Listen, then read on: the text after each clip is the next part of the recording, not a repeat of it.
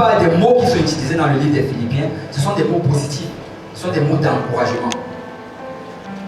Et c'est vraiment un vocabulaire festif. C'est comme pour t'engager à louer, pour t'engager à célébrer le Seigneur. Mais si tu étudies vraiment ce livre-là, et si tu vas dans l'histoire, tu vas réaliser que Paul, qui écrivait ce livre-là, il était en prison. Paul était en prison à Rome pendant qu'il écrivait ce livre. Et c'est en fait ça la contradiction dans cela. C'est que comment est-ce que ça se fait que quelqu'un qui est en prison donne des mots aussi positifs? Comment ça se fait que quelqu'un qui est en prison utilise un vocabulaire aussi joyeux? Et du fond de la prison, Paul donc a rédigé cette épître à l'église qui se trouvait à Philippe. Cette église-là, il avait ouvert cette église il y a de cela quelques temps avant qu'on ne l'arrête pour qu'il aille en prison à Rome. Donc, après nous avoir, en rédigeant donc cette épître-là, son but en fait derrière cela, c'était d'exhorter, d'encourager et d'édifier l'église de Philippe. Et la contradiction vraiment là-dedans, c'est ceci. Que comment quelqu'un qui est en prison est en train d'écrire pour encourager ceux qui sont en liberté? Comment quelqu'un qui est lié, parce que Paul était lié, il était enchaîné à un soldat romain. Jour et nuit, le soldat romain était avec lui. Quel que soit ce qu'il faisait, qu'il mangeait, il dormait, même pour aller aux toilettes, le soldat romain était là, enchaîné à sa main. Mais malgré cela, il aurait pu écrire une lettre amère, une lettre de tristesse. Il aurait même pu dire non, je m'arrête, je n'écris pas. Tant que le Seigneur ne me délivre pas d'ici, je n'écris plus. Mais non, il a écrit pour encourager cette personne-là. Et si tu vas dans Philippiens chapitre 4, verset 4, si on peut s'élever pour la lecture de la parole de Dieu. Philippiens chapitre 4, verset 4. La Bible dit, si on peut les lire tous ensemble, si vous y êtes, dites Amen. Amen. Philippiens chapitre 4, verset 4. Bon, il n'y a qu'une seule personne qui a dit Amen. Amen, Amen, Amen, Amen. Donc si vous y êtes, dites Amen. Amen. Donc Philippiens chapitre 4, verset 4. On va les lire tous ensemble. Réjouissez-vous toujours dans le Seigneur. Je le répète, réjouissez-vous. On va le relire encore une fois de plus. Réjouissez-vous toujours dans le Seigneur. Je le répète, réjouissez-vous. Alors si cette fois-ci, on peut le lire en obéissant à ce que ça nous demande de faire. Amen. Réjouissez-vous toujours dans le Seigneur. Je le répète, réjouissez-vous. Si on peut battre les mains pour le Seigneur, on se réjouit dans la présence du Seigneur. Parce qu'il est digne d'être loué, il est digne d'être adoré, il est digne que tu le célèbres, il est digne que tu chantes pour lui, que tu danses pour lui, que tu battes tes mains pour lui. Parce qu'il est bon, il est fidèle et il ne faillit jamais. Amen. Amen. Alors on va prier tous ensemble. Seigneur Dieu Tout-Puissant, merci Seigneur pour ton amour et pour ta grâce. Merci Seigneur pour l'opportunité d'être encore ici, Papa, pour partager ta parole, Papa. Merci Seigneur pour cet esprit, Seigneur, cette onction qu'on peut ressentir au milieu de nous. Oh Seigneur, nous te prions, Papa. Alors Seigneur, que nous allons étudier, Seigneur, tes écritures, Papa, ta sainte parole, Papa. Que ton esprit, Seigneur, se mouve dans ce lieu, que ça touche le cœur de tout un chacun, Papa. Que ça attendrisse nos cœurs, Seigneur, que ça nous rende réceptifs à ta parole, Papa. Et que Seigneur, on se saisisse de cette parole comme si elle est la nôtre, Papa. Et qu'on la mette en pratique dans notre vie, Papa, afin de produire des fruits qui vont nous mener jusqu'à la vie éternelle. Seigneur, tu es un Dieu merveilleux, tu es un Dieu bon, Papa, et nous te louons et nous te rendons grâce, Papa. C'est avec action de grâce que nous t'avons prié, au nom de Jésus. Au nom de Jésus. Amen. Vous pouvez vous asseoir dans la présence du Seigneur. Réjouissez-vous toujours dans le Seigneur, je le répète, réjouissez-vous. Vous voyez, 3 fois dans le livre de Philippiens, Paul a invité les Philippiens à se réjouir. Et non seulement ces 3 fois-là, mais 13 fois, en fait, tu vas retrouver la racine de ce mot réjouir dans le livre de Philippiens. Et le livre de Philippiens, en fait, ça contient uniquement 4 chapitres. Il n'y a que 4 chapitres dans ce livre-là. Mais dans ces 4 chapitres, Paul a réussi à écrire au moins 3 fois « Réjouissez-vous dans le Seigneur ». Et au moins 13 fois, il utilisait le mot joie, réjouir, ou bien qu'il appelait ces gens-là à se réjouir. Et quand tu regardes cela, comme je l'ai dit tantôt, il y a une contradiction là-dedans. Parce que quelqu'un qui est en prison, comment ça se fait qu'il écrive quelque chose de pareil? Et moi, je crois fermement que ce que Paul essayait en fait de transmettre à l'église de Philippe, C'est ce qu'il essaie en fait de nous transmettre ici aujourd'hui. Et c'est ce que le Seigneur veut nous transmettre aujourd'hui. En fait, il veut nous transmettre quelque chose qu'on a tendance à oublier. Quelque chose qu'en fait le diable essaie de nous cacher. Il essaie de nous transmettre quelque chose en fait que le diable en fait il est en train d'agir avec nous. Il est en train de nous persécuter, il est en train de nous opprimer pour essayer de nous faire oublier cela. Et tu sais, Paul, en fait, du fond de sa prison, avait compris ce principe. Et c'est pour ça que Paul s'est décidé que peu importe la situation, peu importe les tribulations qui peuvent l'entourer, peu importe même tout le mal qu'il peut endurer, même s'il est au fond de la prison, même s'il est malade, même si les gens l'ont abandonné, même si tout le monde l'a renié, il a décidé de ne plus faire confiance à ses émotions. Je ne fais plus confiance à mes émotions.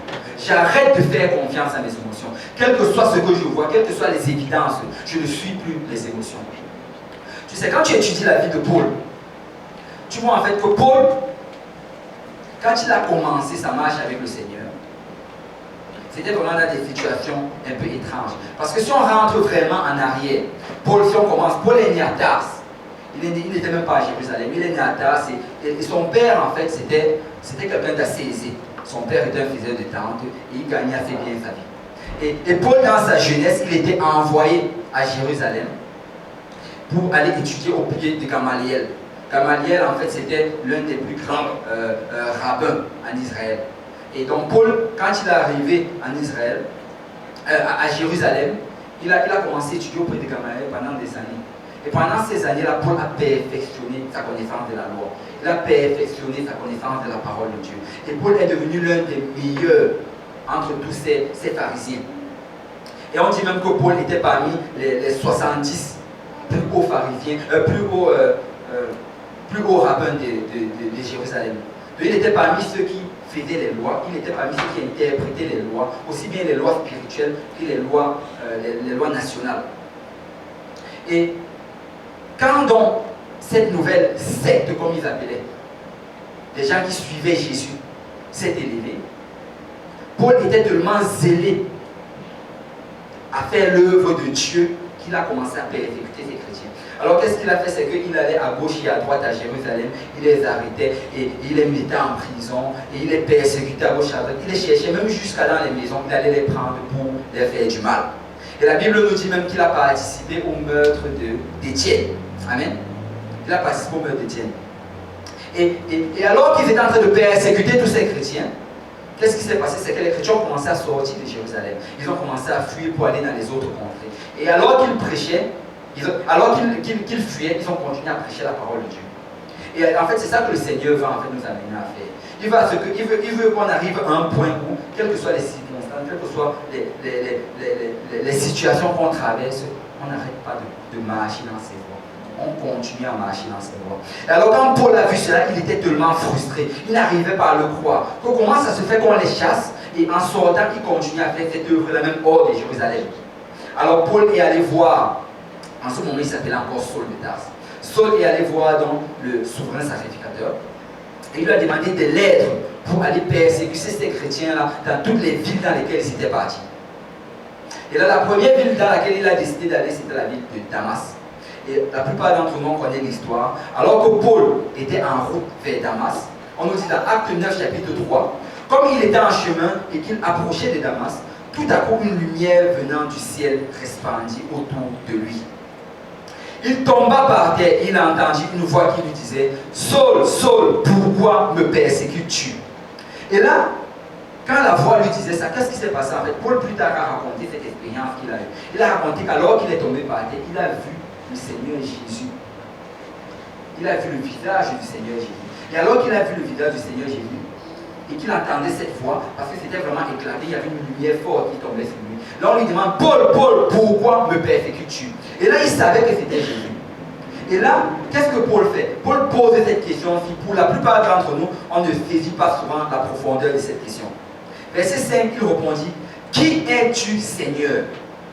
En fait, qu'est-ce que Paul est en train de dire ici? Il est en train de dire, toi qui es le Seigneur, toi que je reconnais comme Dieu, toi qui as cette puissance-là de me faire tomber et de me faire voir ce miracle, qui es-tu?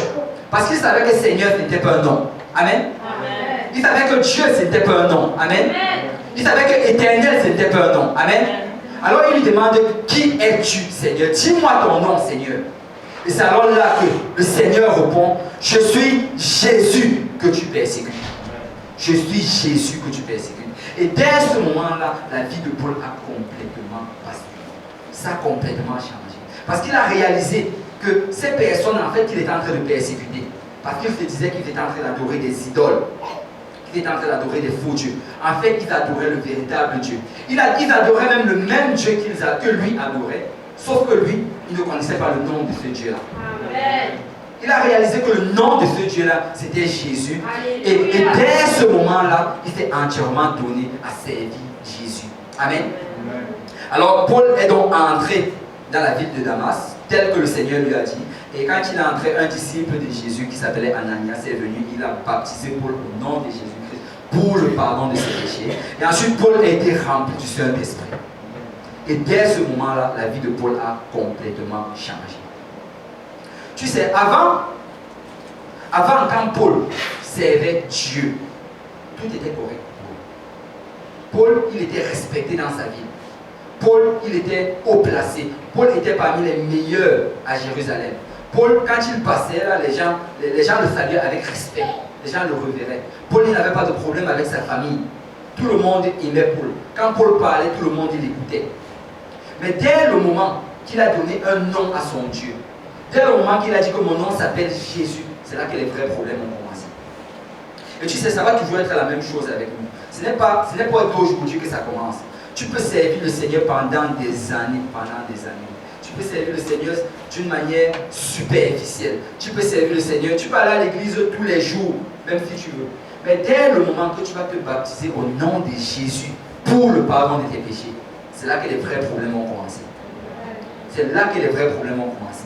Pourquoi? Parce que l'ennemi sait que tant que tu ne revêts pas ce nom-là, en fait, il n'y a pas de différence avec le passé. Il sait que tant que tu ne revêts pas ce nom-là, tu ne peux pas rentrer dans le royaume des cieux. Amen. Ce n'est pas moi qui le dis, c'est Jésus qui le dit. Si on peut me mettre Jean chapitre 3, verset 5. Jésus a dit ceci à Nicodème. Si tu ne nais d'eau et d'esprit, tu ne peux. Et en plus, regardez bien la formule, comment est-ce qu'il a dit? Jean 3, 5.